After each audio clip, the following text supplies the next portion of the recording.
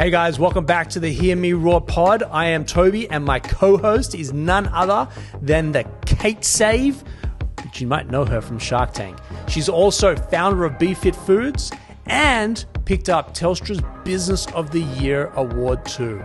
Kate? Well, Toby, you've got a super impressive CV, 25 years in global commercialisation experience, and you founded Creative Cubes, Australia's leading co-working space and real estate business. All right, let's get on with the pod. Guys, welcome back to the pod. Another amazing episode. But before we go there, Kate, what's going on in your world? I love that we've just finished school holidays, except we haven't really. There's, more public holidays to come, but always good to have family time. What about you? Yeah, much the same. I was in the US for the first week of the school holidays, which meant that the second week of the school holidays was like too hard to go away and do stuff. But we're getting away this weekend, long weekend. I'll probably leave the office at midday tomorrow and head down to your way. Oh, so nice. Might see you down there. Yeah, maybe. Do you know what I've loved? I've read so many books over the last week. Being away just 1 week, I've read the most incredible books. And one of them, because I'm going to Africa next week on a humanitarian trip with one of the guests that we've had on, the Inspired CEO, Brianna Evigan, the star from Step Up. I'm sure you've watched it. Yeah.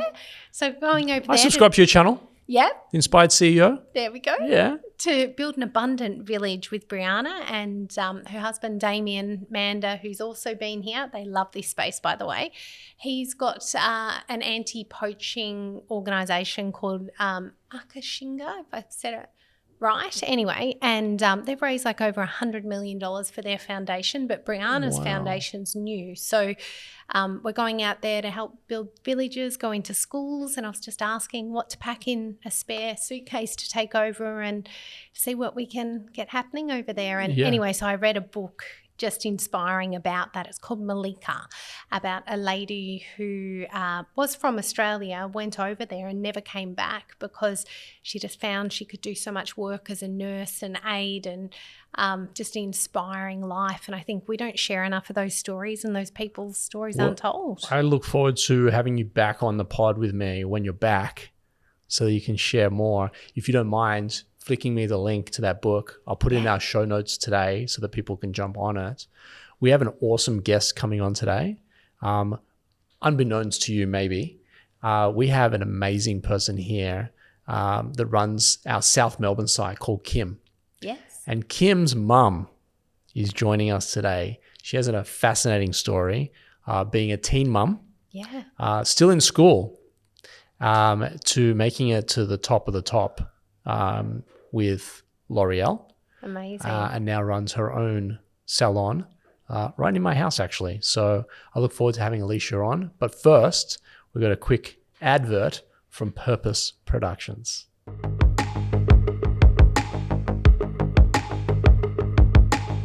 Guys, you've seen me put out content for years. It all started with James Shadrach from Purpose Productions. We've filmed over 800 vlogs, several hundred different pieces of content that has helped me take my business to the next level. We use Purpose Productions for all the content, pods, vlogs, and storytelling that we produce. Check out purposeproductions.co to learn how James and his amazing team can help you scale your business and get your message out there. Guys, welcome back to the pod. Alishia, welcome. How are you? I'm super good, and you? Yeah, I'm glad. I'm better here. Now, I'm better now that you're here. Nice. You have an amazing daughter. I tell my kids all the time that when they're out, they're not just representing themselves; they're representing mummy and I, and they've got to be on their best behavior, and they've got to do the right thing and be kind and courteous and remember their manners. And I can report back to you, not that there's a report card, that whatever you've done as a mum is amazing, because Kimberly runs our South Melbourne site, as head of South Melbourne. It's our biggest site, and it has the most amount of members and she runs it. I won't say effortlessly. I've seen her in some stressful moments, but she's amazing, and she's one of our top performers here. So whatever you gave her as a kid, I need that for my kids as well, because she's an amazing star. So well done. Oh, well, thank you. That's great to hear. And something you mightn't know, Alishia, although I gave you a little bit of insight. So Kim actually said to me, gave me the most glowing review of her mum and said, you should have my mum on your show. She's amazing. And to hear that from the happiest person sitting at your happiest team, I was like, we've got to get So her it's on a two-way the show. street. Okay, Yeah. I like it. I wonder if my kids will vouch for me going on So good. one of their shows, maybe. Yeah. So amazing story. I'll give you the high level of what I know. The high level is you had Kimberly at 16, Yes. and you were still in school. I was the first girl in 100 years that my school allowed me to stay at school while I was pregnant. And the school dean said that we're allowing you to do this as an example of consequences of actions. Oh, Consequences. Wow. Yeah, so therein lies the battler began. Yeah, wow. But from what I know from there, like that was sort of maybe potential rocket fuel for you. Yeah, I mean, I was going through a pretty difficult time. Kimberly probably hasn't shared with you, but you know, her dad was actually quite violent. So there was a lot of, you know, physical and mental abuse going on. I was 16. I was at school trying to normalize what was just not normal. My family were amazing, but I actually came from a teenage mum. So her heart was breaking that the one thing that she tried not to facilitate had happened. Right. They were quite religious at the time. So yeah, there was a lot going on back then. And I look back at that young woman and think, how did she survive? were you living at home or living out of home? Living at home. Yeah. So yeah, my family had become quite religious. So I was a bit scared of talking about sex and contraception and there was a lot of burning in hell stuff going on. Wow. Yeah. What year? Well, can you give you a time frame around the years?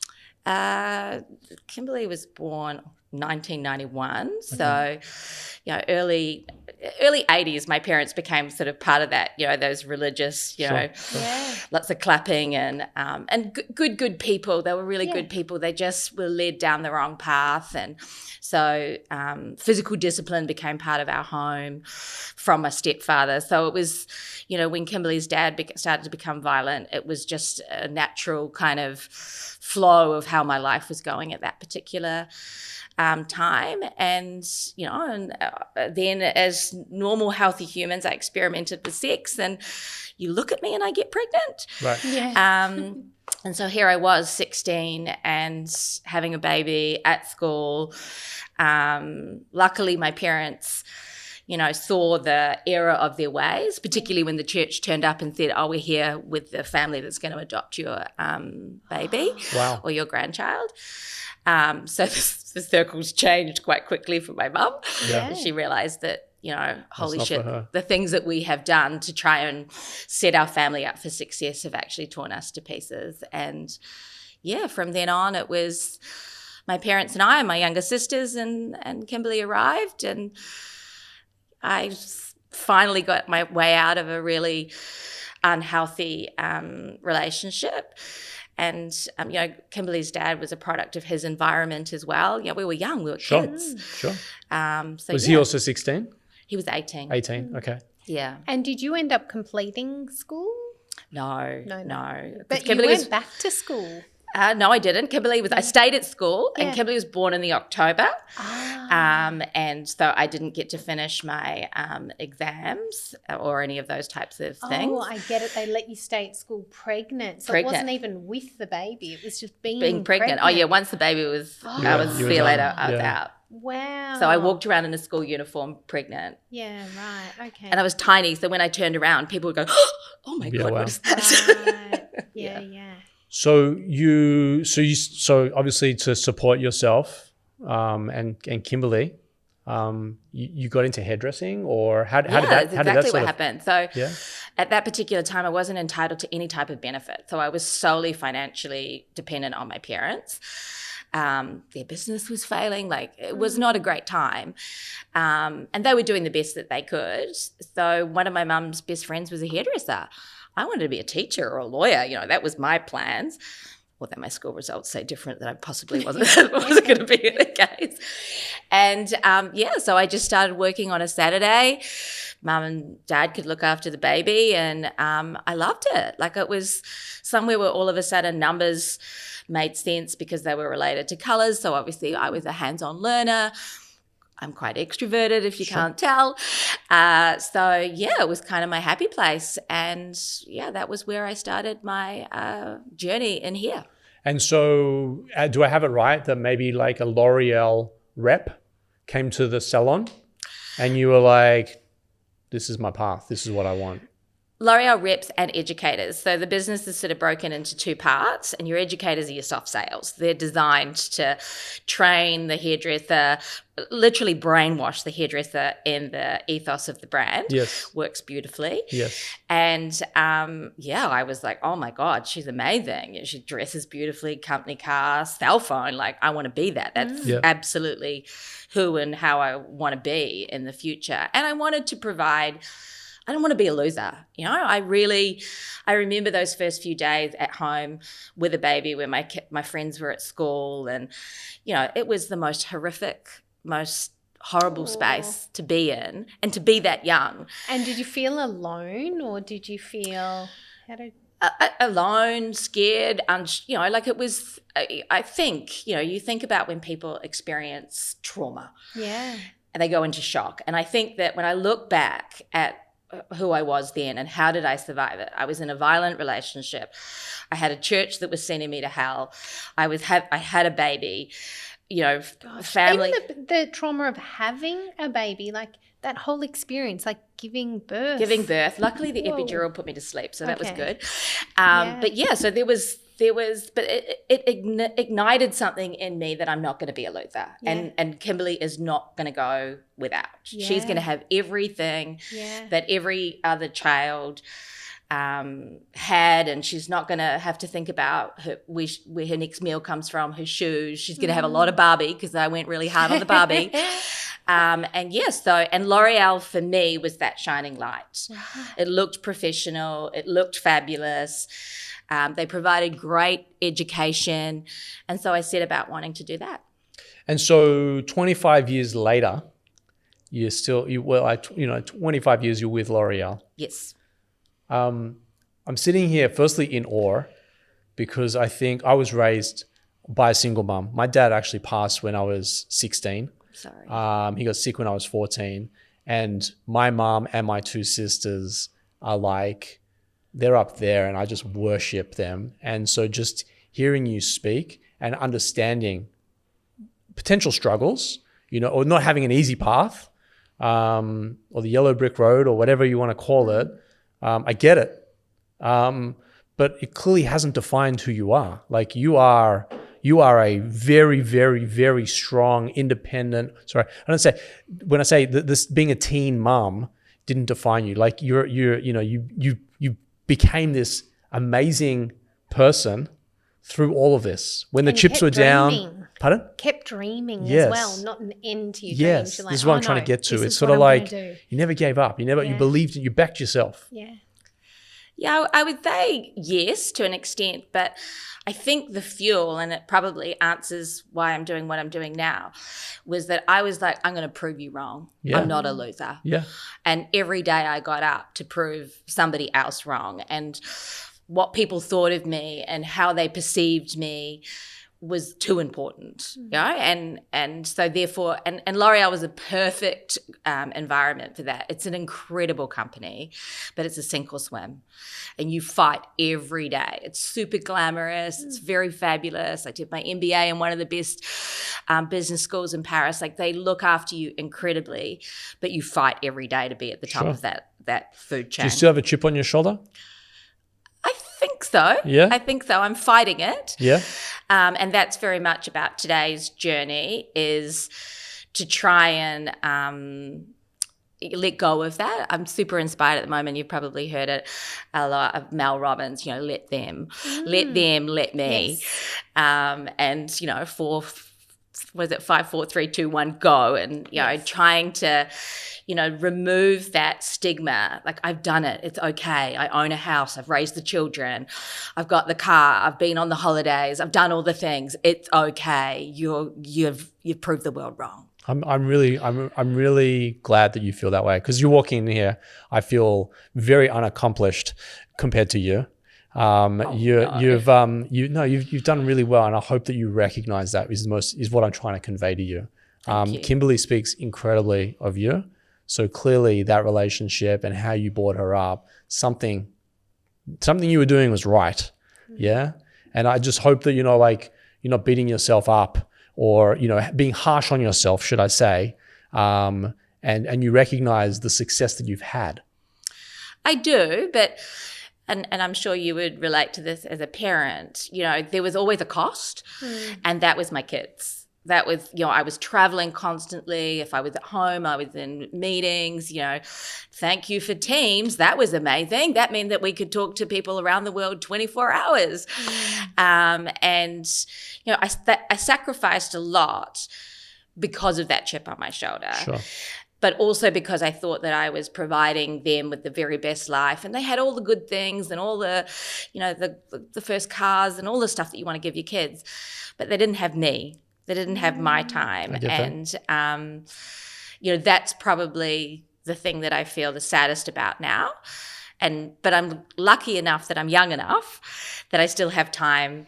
And, you know, Kimberly has had a little girl, my granddaughter, and being able to be there and have that time, build that unique relationship, very similar to the one I had with my own grandmother. But to do that for Kimberly, you know what it's like to be a parent. It's super tough, right? Just getting in the car is a nightmare.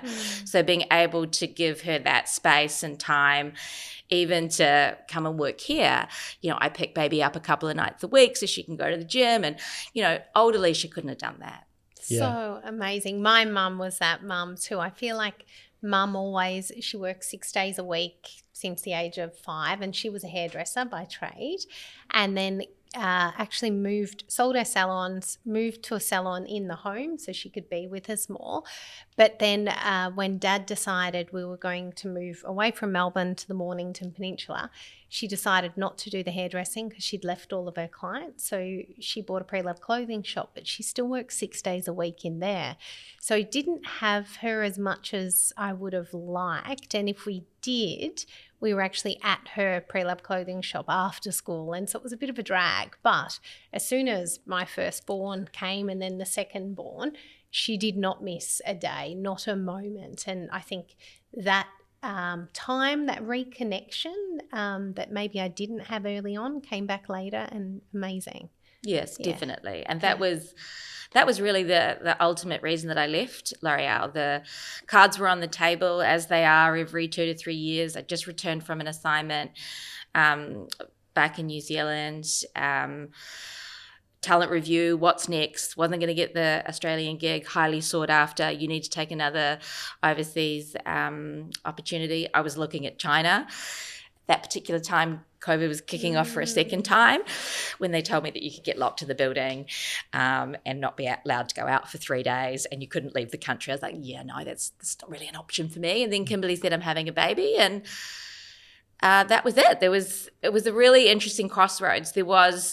I knew that I either had to dig really deep and work even harder in the position that I was in, because it was big and we were restructuring and we're changing the world of hair and beauty and all that kind of stuff. And when you work there, you really do believe that shampoo cures cancer. Like, you are like brainwashed.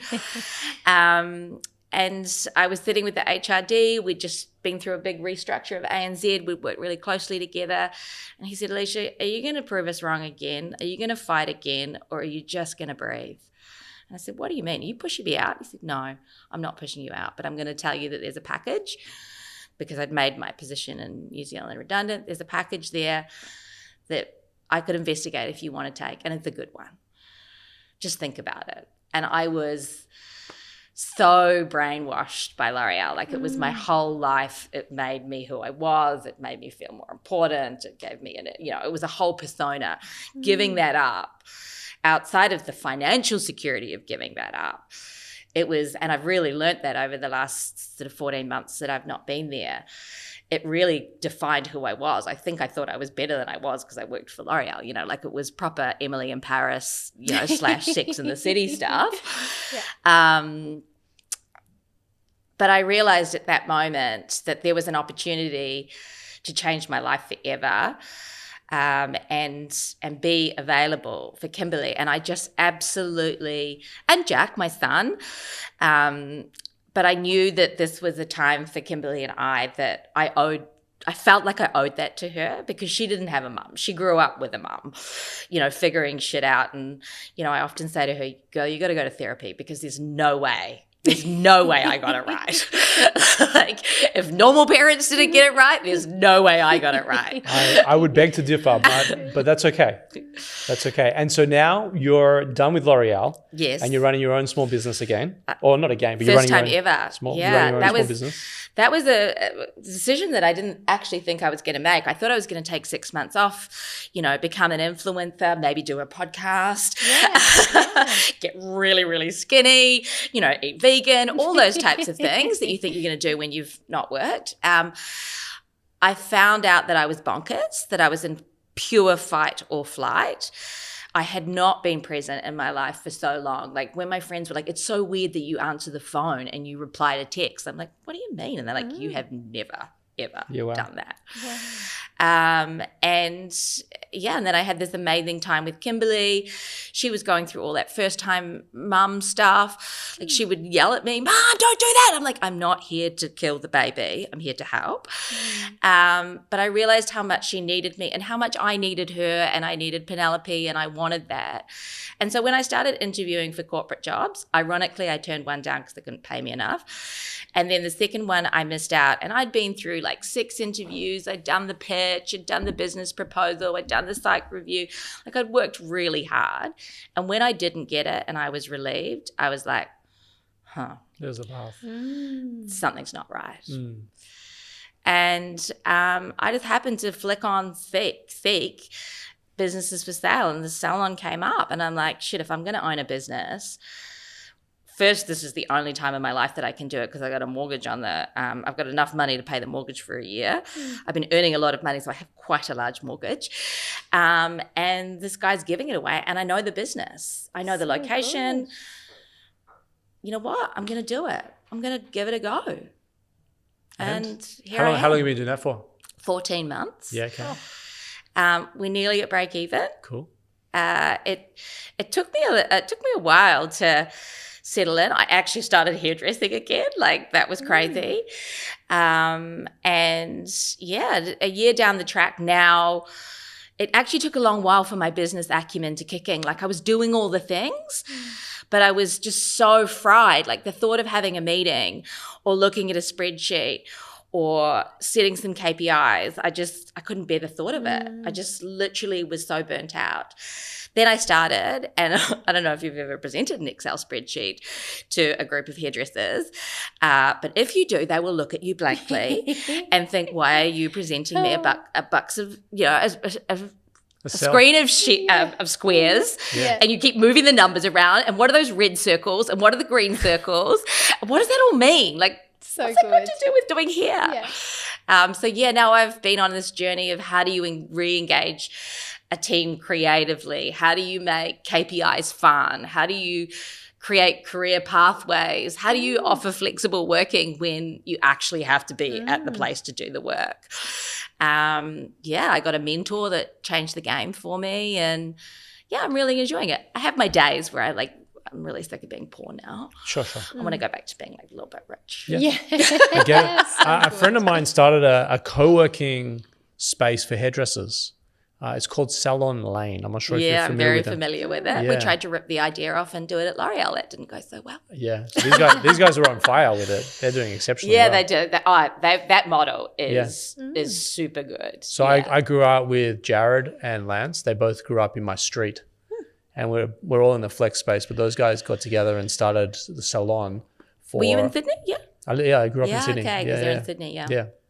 Well, they've got a Queensland presence as well.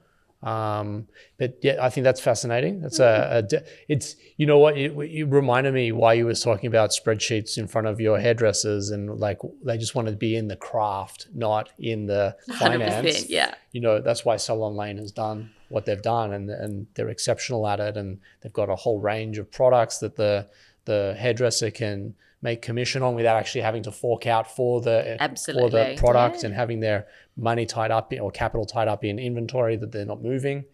It's a fascinating line. It's a super good model, yeah. Well, I have no doubt. We're going to wrap here, but I have no doubt. Oh, I have one last question. Oh, do you? Sure. Yeah.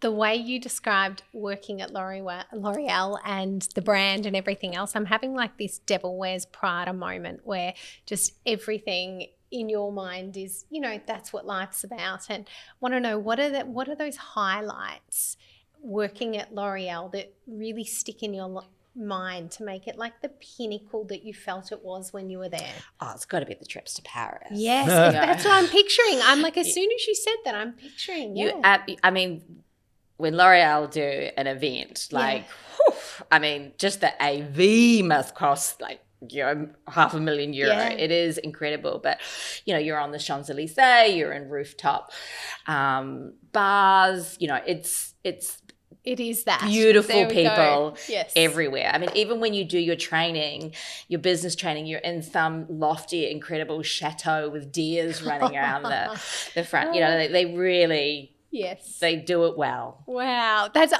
had this vision. I had to ask. I'm like, I think this is what it would feel like. And everybody looks really beautiful. Yeah. And you just don't want to eat the croissant, but you eat the croissant.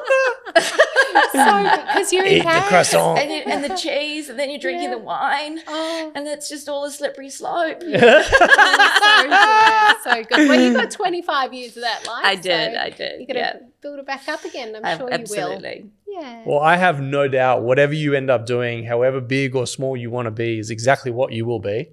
And that story in the hairdressing salon will bring in all the clients. So you're going to have to give the names of details because they'll just want to sit there and hear about the deers. And amazing, you know. Amazing. Well, thank you for taking the time out of your busy day. My I know you're running pleasure. a small business and you need to be on the tools and driving that forcefully every single day. So we appreciate the time that you took to come and hang with Kate and I on the couch here on Hear Me Roar. Where do they find your salon? We're on Garden Vale Road, 143, and we're called Alexander Jane. Amazing. I am going to link all of the details in the description below. So it's just a click for you. And have a crack. Guys, we're going to come back, but a quick word from Luna. weareluna.co is a great place for you and your business to start off with phenomenal accounting and legal services. So if you're a startup or a scale-up looking for legal and finance support, or alternatively looking to raise capital, weareluna.co is where you need to be starting off. Wow. I know. Yeah. So cool. And 16-year-old teen mum and all the things, going through all of those things, even childbirth, the thought of giving birth to a child at 29 was hard enough. But I don't know how you prep your mind without how old's your that oldest? Experience. So she's 12 turning 13, same age as yours, 10 and nearly 13. So I'm 13. Yeah. I can't imagine Maddie in 3 years taking on the responsibility that Alishia had. Oh, even having a child, have to think about looking after another child, and how do you quickly upskill them to be able to do all of that? Like, how could you give them everything they need to know? And I'm a bit speechless in as much as just throw my mind back to like our 12, 13-year-old child and the roles and responsibilities, and not only to like get themselves through, but actually bring another human being through with them. And then to hear how she went on to excel, not only at L'Oreal in a role, but actually like APAC and, you know, the trips to Paris sounded fantastic, but like dreaming. Absolutely still dreaming. Like, to think that at a young age, working in a salon, she's like, that's what I'm going to do. And she did it all. Like, not many people get to talk about doing all those things in Paris that she got to do. Incredible, it's like a right? Disneyland. Yeah. Incredible. All the power to her. Kate, thank you for your time today. We'll see you on the next one. See you then. Cheers.